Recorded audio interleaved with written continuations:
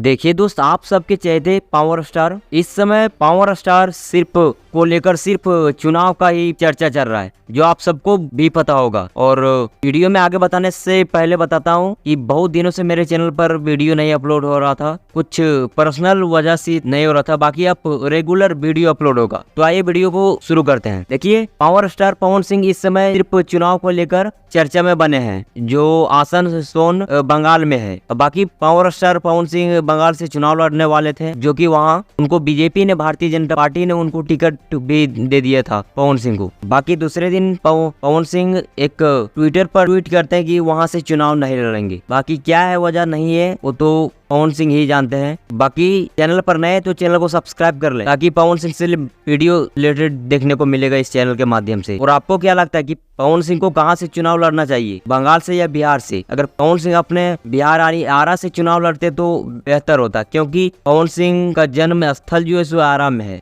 और अगर कुछ विकास भी होता तो आरा का होता। तो इसके लिए अगर पवन सिंह चुनाव लड़ते हैं तो आरा से लड़ेंगे, तो इसके लिए और वहाँ की जनता के लिए भी लाभदायक होगा। आपको क्या लगता है हमें कमेंट में बताइए, और इस वीडियो को दूर दूर तो शेयर कर दीजिए, ताकि सबको पता चल सके। बाकी मैं मिलूंगा किसी और नए वीडियो, तब तक के लिए जय हिंद, वंदे मातरम।